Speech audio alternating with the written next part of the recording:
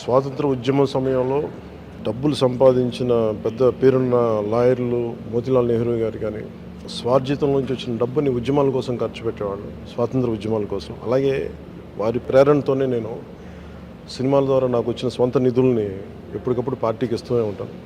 దాంట్లో భాగంగానే పార్టీ నిర్వహణ నిమిత్తం 10 కోట్ల రూపాయలు నా సొంత నిధుల్ని మా పార్టీ ట్రెజరర్ శ్రీ రత్నం గారికి అందజేశాం. ఇప్పుడు ఎన్నికల నిర్వహణ లేదంటే ఒక పార్టీని నడపడం చాలా డబ్బుతో కూడుకున్నది.